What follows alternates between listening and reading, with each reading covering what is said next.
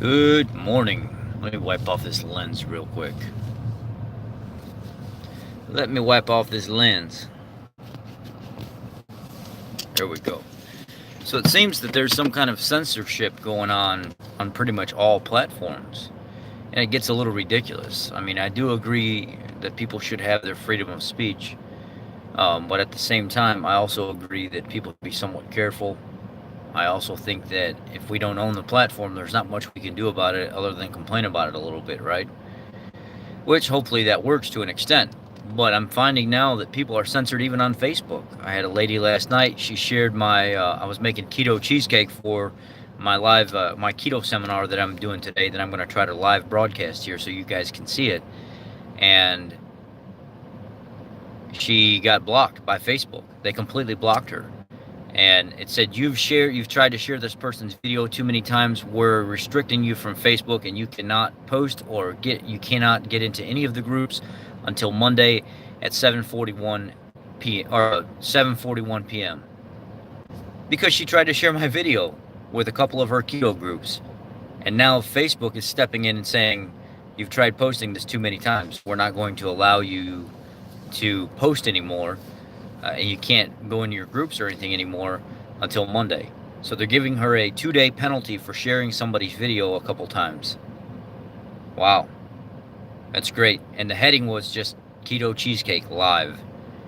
So what I don't understand is now Facebook is doing the same thing that YouTube is doing.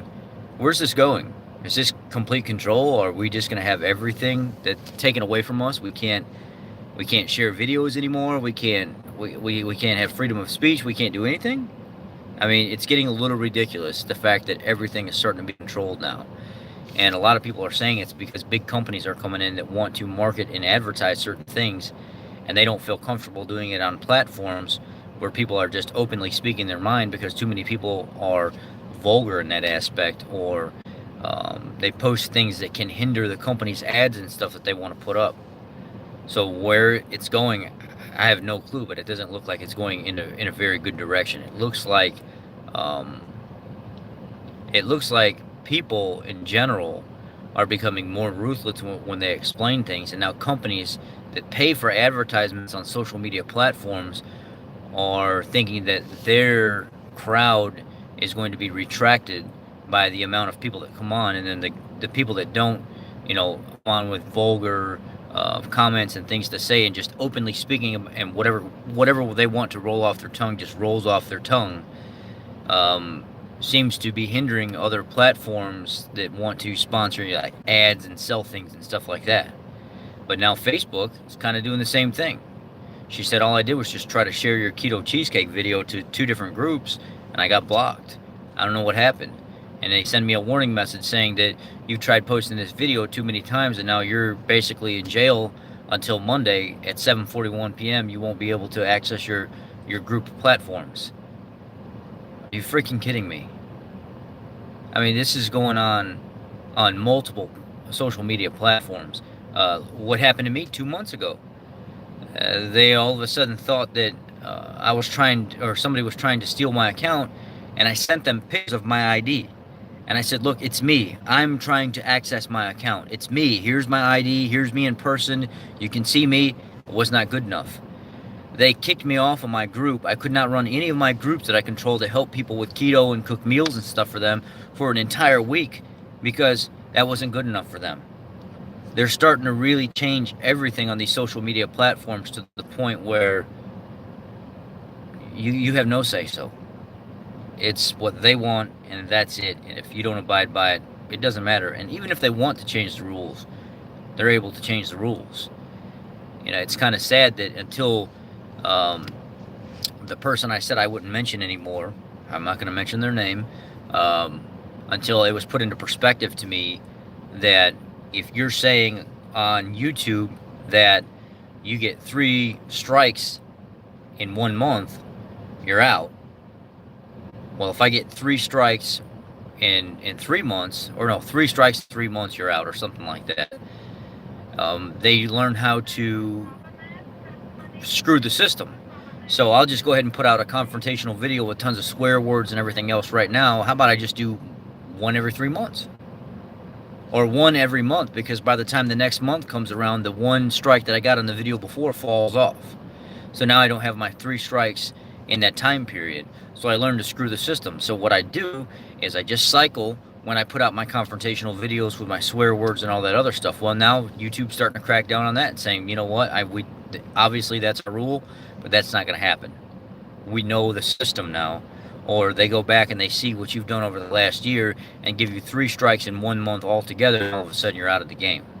Well, that's not what the rule says. The rule says, 3 strikes in 3 months or something, or 3 strikes in 1 month, you're terminated. But now you're going back. I can't have a strike. How in the heck am I trying to say this? It doesn't matter. They're not abiding by the rules is what we need to understand here. Now Facebook is trying to follow suit with a lot of the stuff. I don't understand how somebody can get their self banned from a media platform when they're sharing something from another person into keto groups that are private groups that are non-solicited or anything like that for the most part. And now they can't even do that. It's not even like these are private groups that are specifically tailored to the private attire that's inside that group. But now Facebook is trying to control that as well. You can't share this keto cheesecake video into this private group that is a keto group because you've done it 2 times now. I want to block you, and I'm not going to let you into any of your groups or say anything in your groups until Monday at 7:41 p.m. How does that make any sense? It makes no freaking sense. I could see if it was public and it was something that was being shared over and over and over and over again, but it was 2 times, and they were private groups. I don't understand. I don't get why the social media platforms now are trying to control everything. Just out of nowhere. You can't say this, you can't do that, you can't share this, you can't share that, and now people are starting to pay for it. It's going to happen. And then on top of that, if you look at the new 5G technology that they're coming out with, the new 5G towers, there's nothing that's going to be private anymore. All these cell phone companies and stuff like that, they're all talking about switching to 5G in the very near future. They've already got 5G towers going up in different states. In Texas, there was a radio show host that went to the local courthouse and was petitioning the courthouse, do not let this happen. Don't let them put them towers up. Because when you put them towers up, if you look at the science or the research behind this, do you know how much radiation, heat radiation is emitted from these towers? And you're putting them right next to apartment buildings. You're putting them in the middle of town. What about people that are pregnant and their babies are going to have kind of disorders or deficiencies or something like that? You know what I mean. From this type of heat and radiation coming out of these things. They're taking cactuses and making like plastic mock cactuses and then setting these towers down inside these things and then putting caps over them so you don't even know that they're there.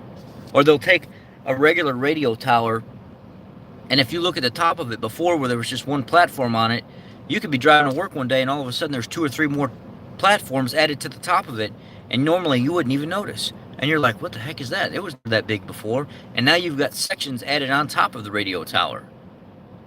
It's supposed to be some more secure, sophisticated way of communicating and better technology, and now they'll have complete access to your phone. They can see everything that's going on in your life. I mean, it's just getting ridiculous. And then overseas, where they're starting to take chips and put them under people's skin, and now they're putting them under their skin, so as you walk into the building, you just touch your hand to the door, and it records you into the building for that day. And whenever you leave your desk to go to the bathroom or go outside to smoke a cigarette or whatever it is that you do, they'll know where you're at. Or whenever you go to the store to pay for your groceries and stuff, you won't need a card or even a phone. I thought it was crazy when they had those apps on your phone, when all you have to do is walk up to the register and just hold your phone to the thing, and it automatically pulls the money off your account because all your information's stored in your phone. Well, now they got it to where your information can be literally put on that chip. And all you do is just take your hand and stick it up there, and it automatically debits your card or your account off that chip. I mean, this is crazy. This is what's in store in the future. This is what people don't understand is going to happen in the future, and it's already happening. We're having censorship in its utmost wildest form all over the place right now. With the new technology being created, the new 5G towers and stuff going up, the social media platforms starting to crack down on everything, starting to really censor everything out because big companies are involved and they want their advertising and they don't want to be retracted from because they're paying big money to have their ads on social media. And then innocent people sharing videos into innocent groups just one too many times, and all of a sudden they're banned for a period of time because the lady last night shared my video into a couple of her keto groups, and all of a sudden she got a message, your account is banned until Monday at 7:41 p.m. and you will not be able to access any of your groups. I mean, it gets to a point where this stuff starts getting ridiculous, guys. It's really, really, really getting ridiculous, and we have no control over it. And unfortunately, everything is based off social media now. So for instance, in the future, say you don't want that chip put in your hand. Well, then guess what? You don't buy groceries. Or you don't want that app put on your phone in order for you to be able to communicate a certain way or pay for things a certain way. Well, guess what? You're not paying your bills, or you're not buying groceries. Now you're forced to do something that you don't want to do. You know, they tried doing this with currency already. They're trying to degrade the currency or get rid of it in some form and go to cryptocurrency, and it fell on its face. And now they're saying it could come back up, it could go back down, and it's this unsecure way. They say it's secure, but I don't believe it.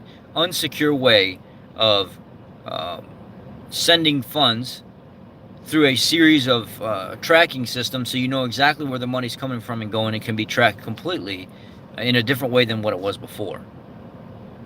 Everything is changing. Everything across the board.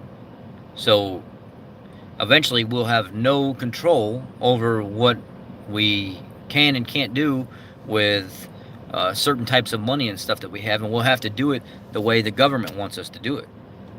If you won't do it with the chip in your hand, or if you won't do it with your phone, guess what? You won't do it. And we've seen this here over the last few years, where Facebook now, whenever you download your account, if you don't give them access to your contacts or Messenger, guess what? You don't communicate with people via Messenger or anything like that. You cannot have full access to it. You can't be able to message each other back and forth. They will not give you access to it until they get access to your phone. And it states it as soon as you take the app off your phone and then put it back on your phone, you must give them access to your phone, or you will not be able to use their platform of communicating back and forth. It's simple as that. I was so ticked off whenever I downloaded Facebook again here 7 or 8 months ago back to my phone. I had to get a new phone, and it said, will you give us access to your camera? Will you give us access to your contact? No, I don't want you to have access to my... Well, guess what? You're not going to have access to the messaging platform then. You just won't have access to the app. Either you give us access, or we're not going to give you access to the app. So I had to say yes. It's almost to the form of them forcing you to do what they want you to do, or else you're not going to be able to access something that they've taken the last, 7 years, 8 years? I don't know how long Facebook's been around, and they've been building it and building it and building it to where so many people rely on it that you have to give them what they want, or else you will not be able to use what they have offered you. You just won't be able to. This is going on all over the place. This is not just... This is life in general. Everything is starting to change to where people are almost going to force you to do what they want you to do, or else you're not going to have access to what they have to offer. And that's it. It's sad, but it's on all platforms that this is starting to happen. Eventually, I logged into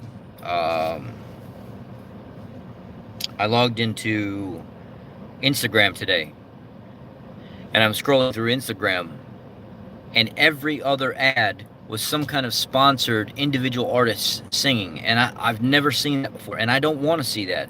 And I went to hit block. I don't want to see these ads, and as I'm scrolling, more of the freaking ads are popping up, and I can't get away from it.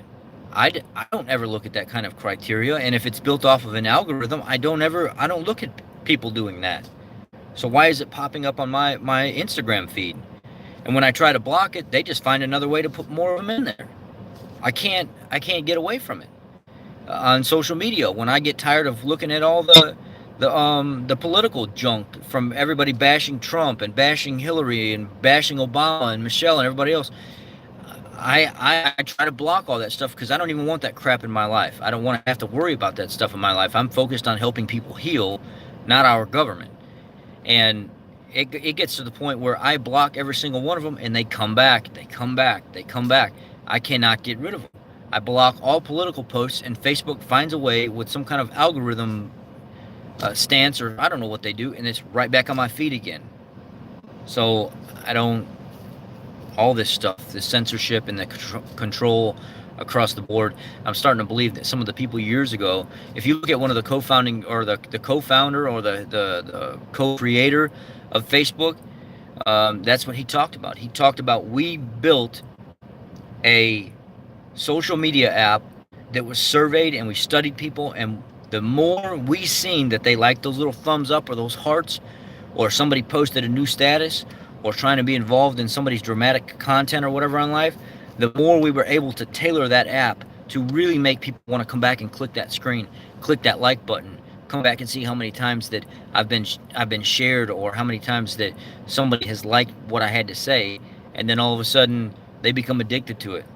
It makes them feel good when they normally don't feel good in their normal lives at all. So they come back to social media so they can get that justification, so they can get that fulfillment and somebody else making them feel good. So social media will do that for them.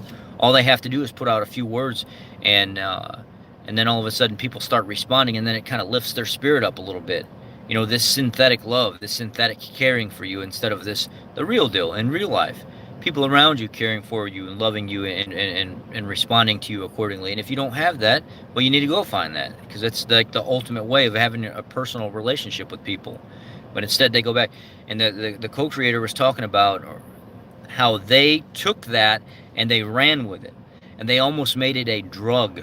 They almost made it to where they could figure out when people were going to click those buttons, what times of the day they were going to do it, what types of stuff that they liked watching and looking at, and then they could twist their algorithm, and they can, shift it left and right to make it show up on people's feeds over and over and over and over again. So they were so tempted to come back and keep coming back to their social media platform, and they did it purposely. They did it purposely to get people hooked so they would come back knowing exactly what the outcome would be. And he sat on that stage in that interview and said, I had to quit. I had to walk away because it was the worst thing that I've ever done in my life. I did not realize what I was creating when I did that. And he said, that's why I no longer work for Facebook, because I was one of the reasons why it is like it is today.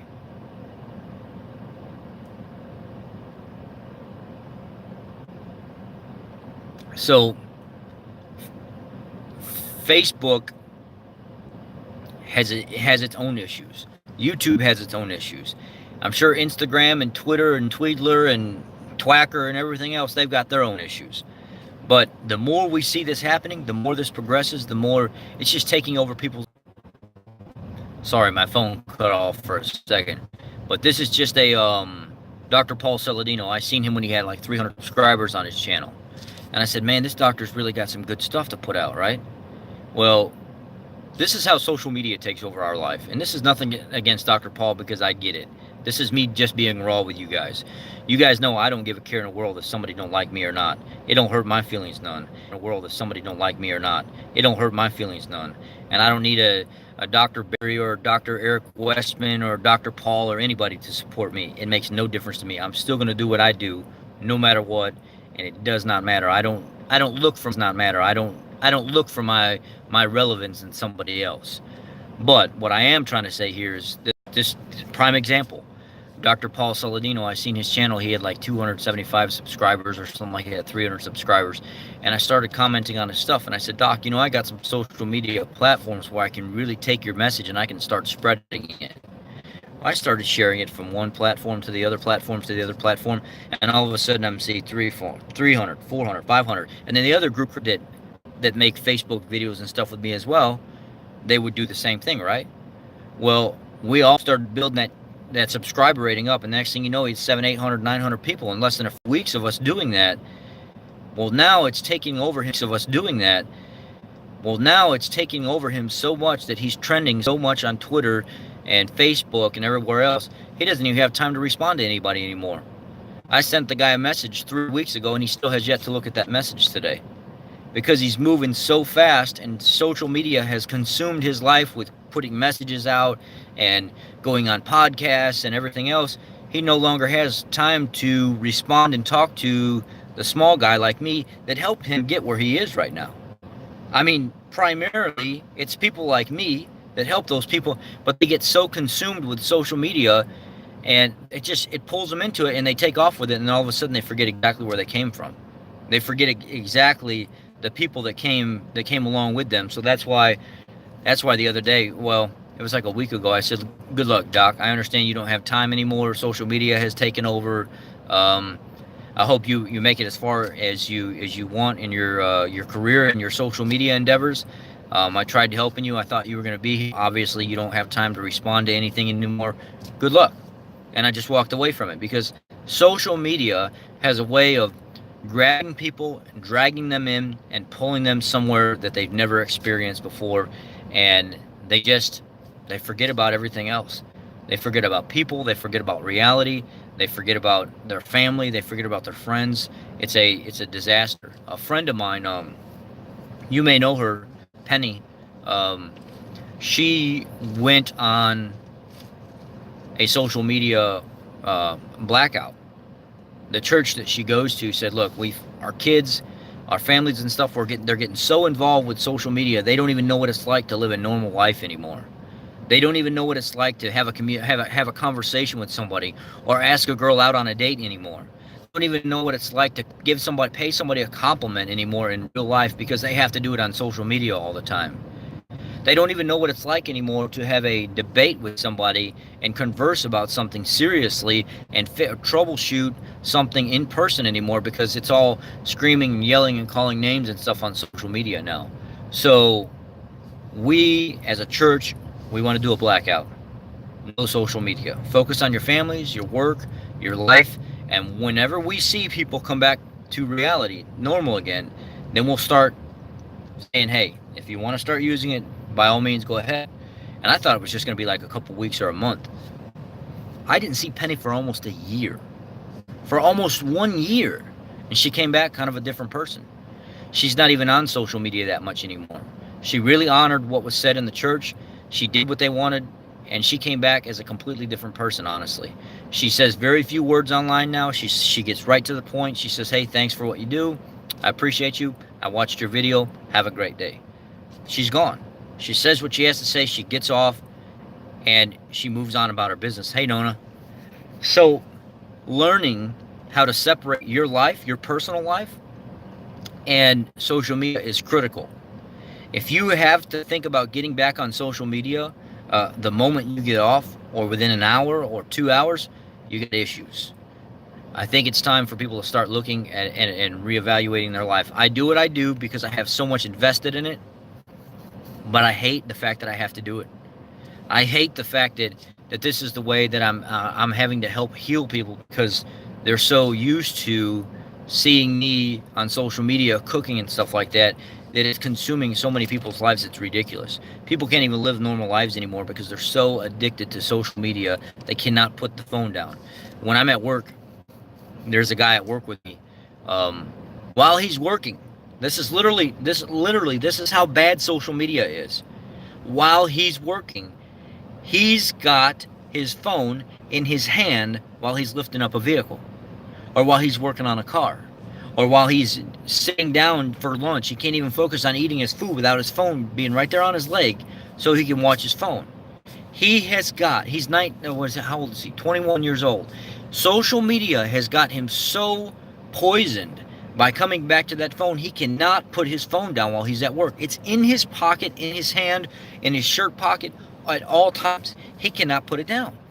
He will not put it down.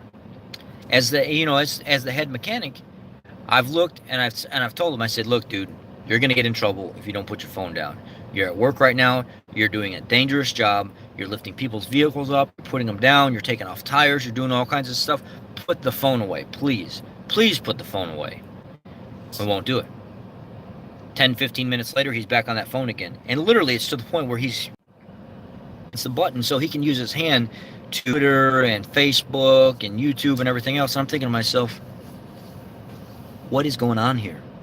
I thought I had it a little bit bad, but why is our youth, our younger generation, so much worse even? They cannot do anything without having an Instagram account, a Facebook account, a YouTube account, and they're so hooked on that phone, they can't put it down. And these platforms know that, and that's why they're censoring everything so much, is they know they have control over what you do. It's just a matter of time before they have complete control. And it's sad.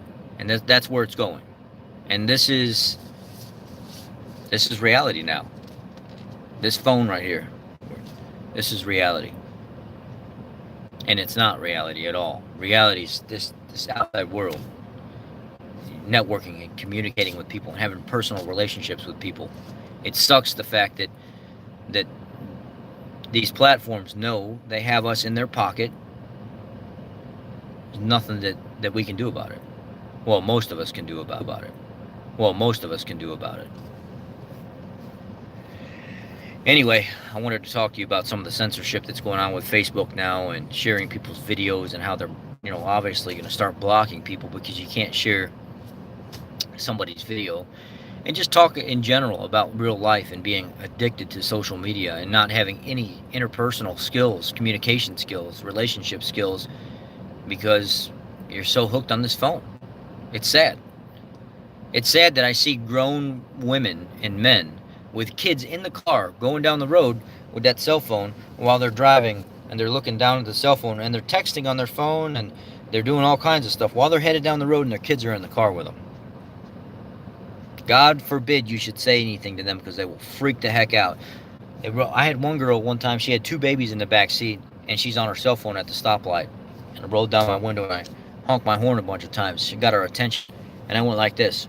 Rolled down your window. I said, "You got 2 children in the back seat and you're on the phone. How's that make any sense?" She said, "F you, this and that, blah, blah, blah." She rolled up the window, put her phone back in her hand, and she sped off. I probably made the situation worse because now she's reckless driving and she's got the phone in her hand and she's got the children in the car. I do you one better than that. I just got out of school when I was in college in Chicago.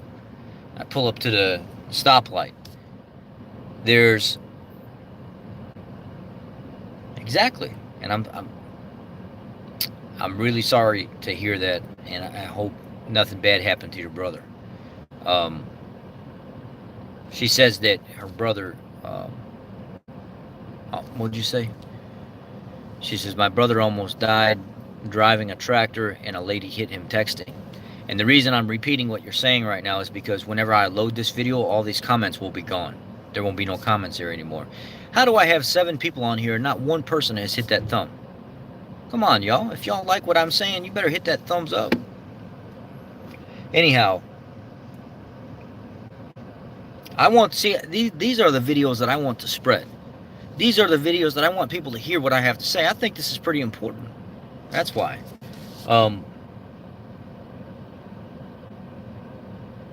It makes me sad. I pull up to the light. I get out of college. I pull up to the light, and I'm sitting there. I'm sitting there at the light. There's a police officer. I pull up next to her. She's African-American, young, probably, she looked like she's 25, 26 years old. She's in her uniform. I pull up next to her. I roll my window down, and she's got her window cracked a little bit. I said, "Officer." She rolls her window down. She said, "Yes, can I help you?" And I said, "I noticed when you passed back there before I turned, you were on your cell phone. And you're on your cell phone right now at the light." And she looked at me and she went, and she just kept on her cell phone and she took off. She took off. And she laughed at me. I can't see them on here, so I apologize then. But she laughed at me because I told her she probably shouldn't be on her cell phone while she's driving. And this was a police officer. I see police officers over here all the time.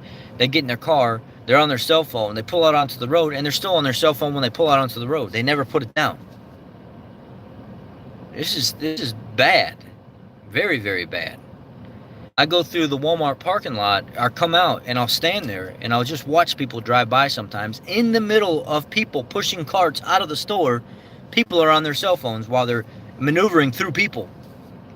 They don't care if they hit them or not. Just, so what? It doesn't matter.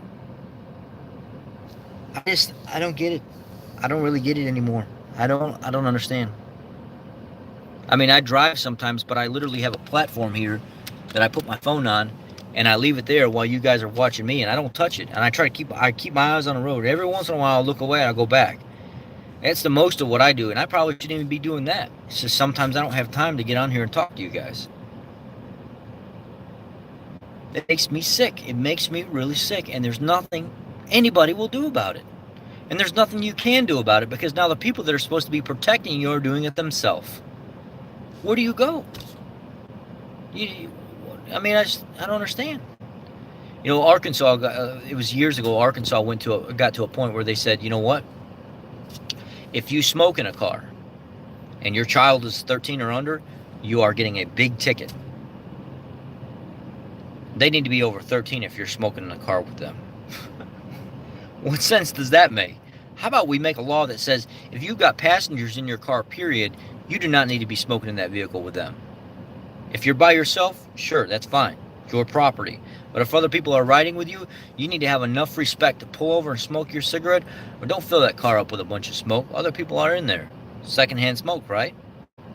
Well, I just don't understand. You know, you make a law if they're 13 and under, you don't smoke in the car with them.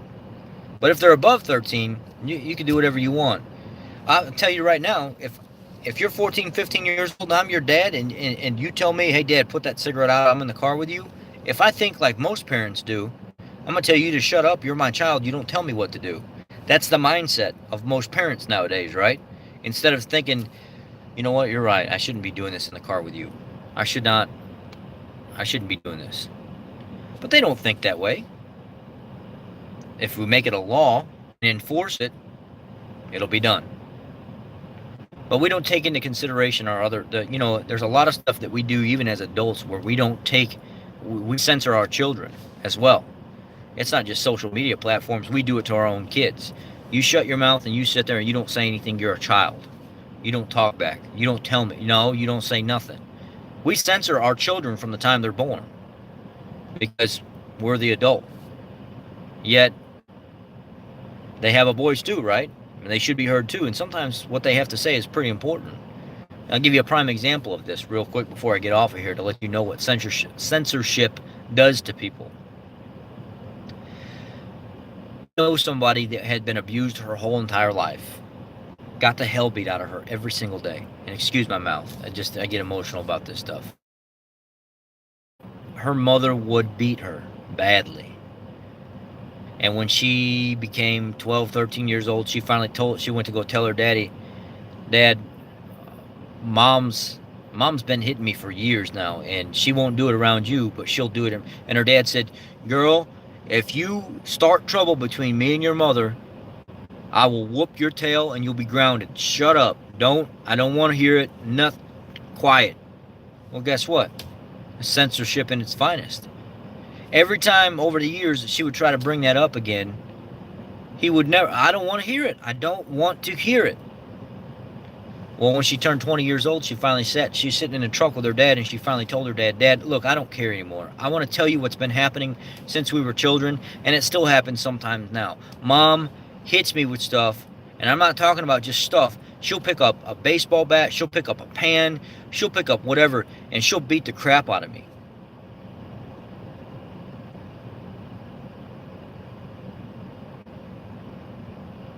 And he hit her in the mouth. He smacked her right in the mouth. And she cried a little bit, and she said, Dad, I'm telling you it's the truth. And he said, she does all this stuff to you? Yes, Dad. She's been doing it since I was a child. And she'll still do it to this day. Well, over a few years, he would start to see more and more and more of this going on with the smaller children that were coming up. And he ended up divorcing her. But she had to go through all those years of being beat by her mother whenever the father wasn't around because he didn't want her to say anything. He didn't want her to open her mouth. He was trying to censor what would come out of her mouth because he knew it would mess up the relationship with him and her mother. It's the same thing that social media does with big companies that want to put me off. But if I can stop you from swearing and speaking, your more companies can come on my platform and they could pay more money for ads.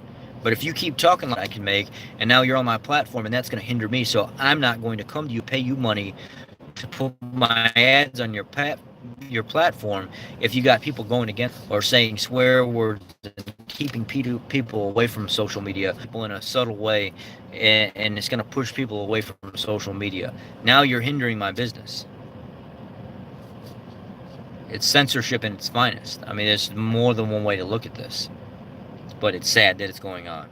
And anyway, that's my talk for the morning. I just wanted to share with you guys what's going on Facebook, what's going on YouTube, what's going on all over the place, and just life in general and the things that we do. I appreciate y'all, and I wish y'all a great day, and I will see you back here later today whenever I do my seminar here at the library for keto. I want you guys to be a part of that.